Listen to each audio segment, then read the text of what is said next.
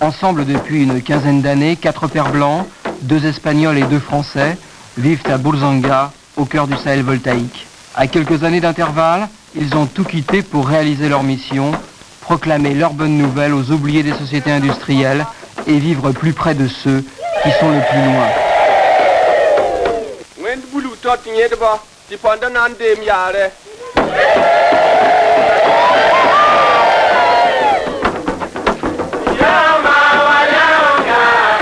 Race en voie de disparition, seulement 8 pères blancs ont augmenté en 1980 les rangs de leurs aînés. Tout juste de quoi remplacer les pertes.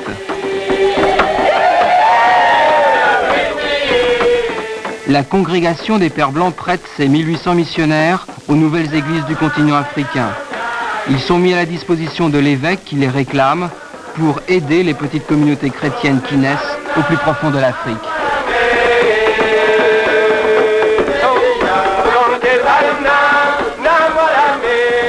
En Haute-Volta, 50% de la population sont animistes.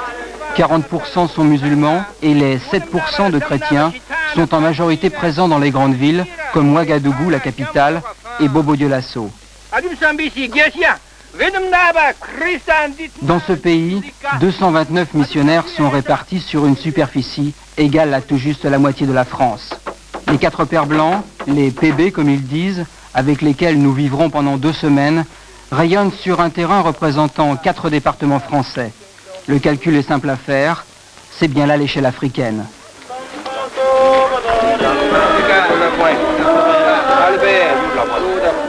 Plongés dès notre arrivée dans la nuit pascale, revue et corrigée à l'africaine, les baptêmes de 11 catéchumènes, dans la plus pure tradition romaine, devaient-ils être interprétés comme le tableau de chasse d'une année d'évangélisation. Une question se posait déjà, l'Église ne fait-elle pas du prosélytisme du côté de Bolsanga? Nous n'avons pas un tableau de chasse. Nous ne sommes pas payés au nombre de baptêmes que nous faisons. Nous ne sommes pas payés au nombre de messes que nous disons, loin de là, au contraire.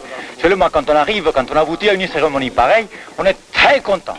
Vraiment, on est très content. On a l'impression d'être dans une famille et que la famille s'agrandit, que la famille reçoit les jours de le baptême un surplus de voix, de joie, un surplus de vie, une grâce de Dieu qui arrive dans cette famille.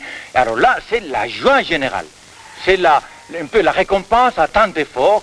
Et alors, mais surtout, ce n'est pas un tableau de chasse que nous avons devant les yeux.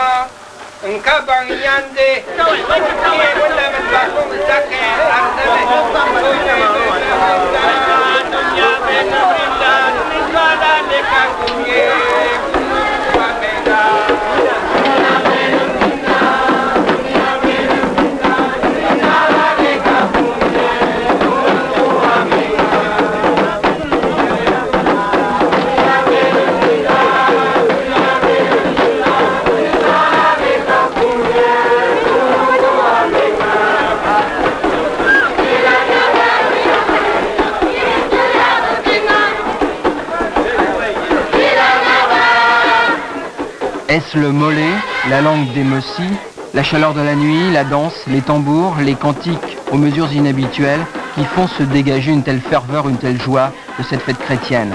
Face à ces rythmes et cette sérénité, la sécheresse de la terre, comme celle des chiffres, devient secondaire. Nous sommes dans le 2e pays le plus pauvre du globe, mais ici le sens du mot fête a gardé sa valeur.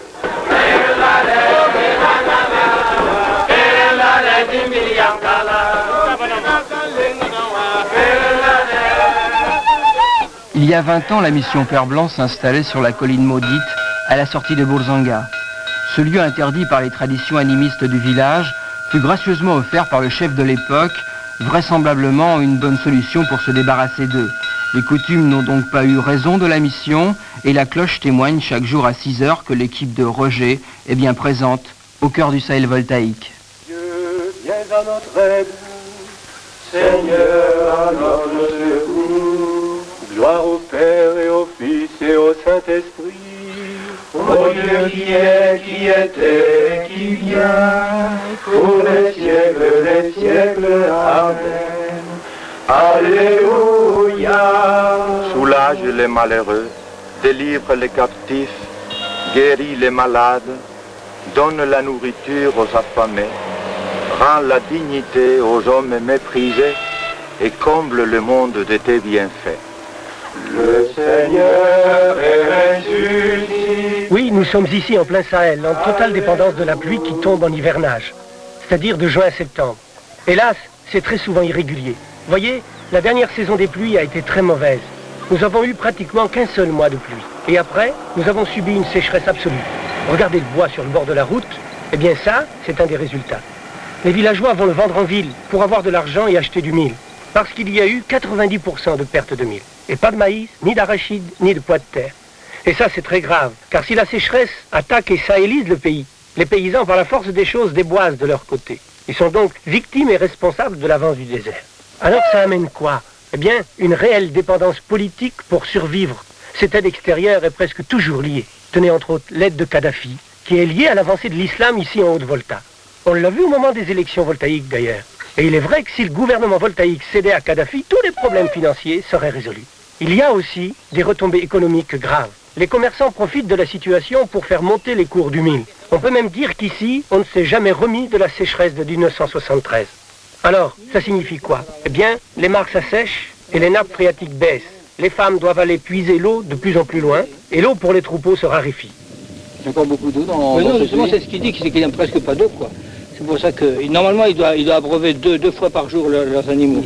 Alors voilà ce qui sortent, quoi, une seule fois, quoi. Alors évidemment, ça ne suffit pas.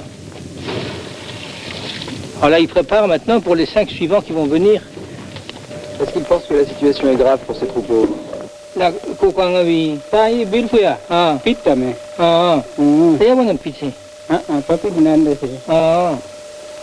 Kami tika ne se roketnya juga mana? Tani seo. Ah. Le puits est presque à sec. Heureusement, il y a un grand puits qui se construit, un peu plus loin. Il ira chercher l'eau beaucoup plus profond que celui-là. Si Dieu le veut, on aura de l'eau toute l'année là-bas, si Dieu le veut. Alors évidemment, un puits comme ça, dès que l'hivernage arrive, ça s'éboule tout de suite, quoi. C'est pourquoi dans le puits qu'on fait là-bas, on met du ciment, donc pour que ça puisse tenir le coup. Autrement, tous ces puits-là, vous voyez, comme ceux-là, là, tous sont des anciens puits. Et il s'éboule. Dès que l'eau de l'hivernage arrive et remplit ici le bas-fond, ça s'éboule, évidemment. Comme celui-là qui sont éboulés.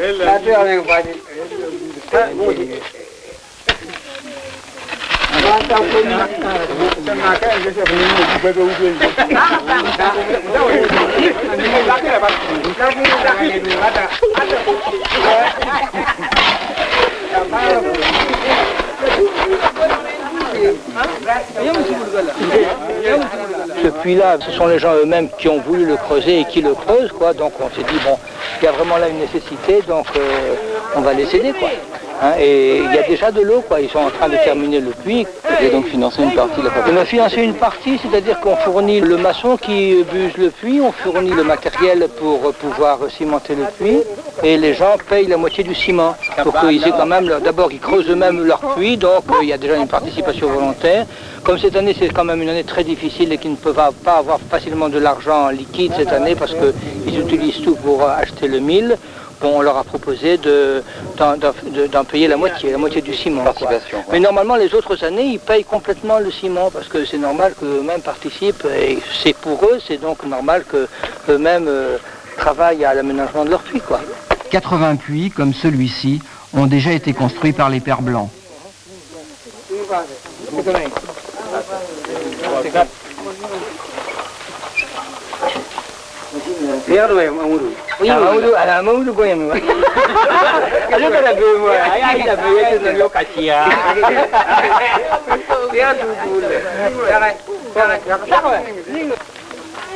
C'est vrai que ce puits aurait pu être lancé par un volontaire du progrès ou un frère des hommes. Mais ce qui nous différencie, c'est la démarche qui nous amène ici, notre foi au Christ. Et comme missionnaire, on se situe d'abord comme prêtre au service d'une église africaine naissante, dont le responsable est d'ailleurs un évêque africain, non un blanc.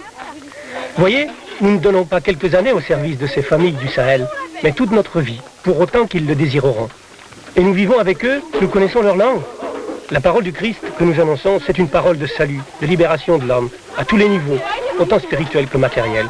Le corps, mais aussi l'intelligence, le cœur, la conscience même, l'âme, c'est-à-dire au plus profond de soi. C'est un message d'amour. Je vais prendre un exemple.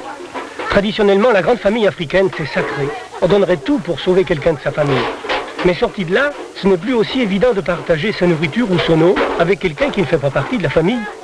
Dans le village, il y a toujours des laissés pour compte, des plus démunis. Et puis, entre villages, il y a les querelles, des haines ancestrales même, comme partout ailleurs. Souvent, il y a des disputes entre Mossi cultivateurs et peu l'éleveur. Alors notre rôle de missionnaire, c'est aussi d'aider ces hommes à vivre la justice, la réconciliation, la paix dans leur village.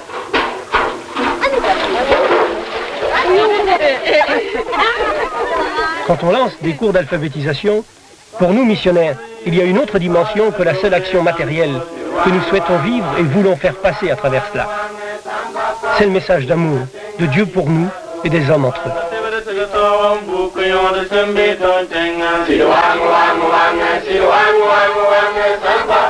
Sans les paysans, notre village mourrait. Les jeunes de ce village veulent souligner par ce chant leur fierté d'être paysans et leur prise de conscience qu'ils ont un rôle à jouer dans le développement de leur pays.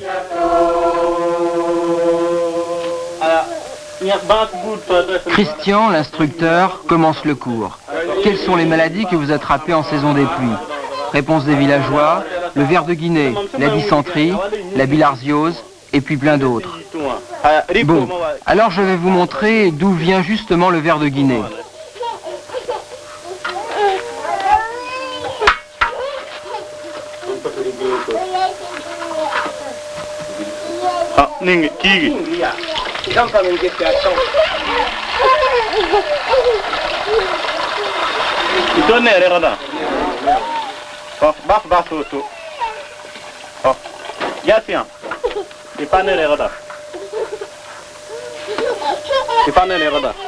Vous voyez ces saletés que l'eau filtrée a déposées? Eh bien, l'eau que vous buvez tous les jours contient cela. Ce sont des germes de maladie et les microbes se reproduisent à l'intérieur de votre ventre.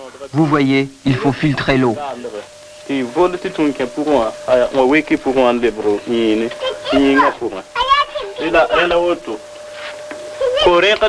À partir de cet exemple, j'ai écrit au tableau « L'eau sale donne des maladies ». Répétez après moi.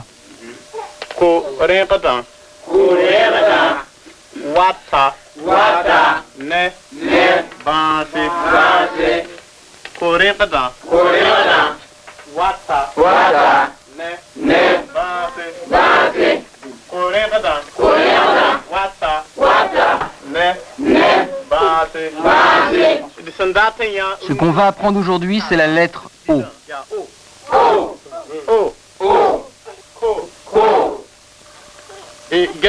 Le cours d'alphabétisation fonctionnelle, c'est la marotte du père Clochard. Michel fait partie des nombreux instructeurs qu'il a formés pour l'organisation rurale de développement, ce qui est la preuve des excellents rapports que la mission entretient avec le gouvernement voltaïque. Aujourd'hui, l'alphabétisation, c'est leur boulot, précise le père Clochard. Chacun achète son manuel, les résultats, croyez-moi, sont excellents. Et cela fait coup double, comme aujourd'hui, l'hygiène et la lettre O. L'alphabet des Mossi est long, et les thèmes ne manquent pas: organisation du travail, démarches administratives,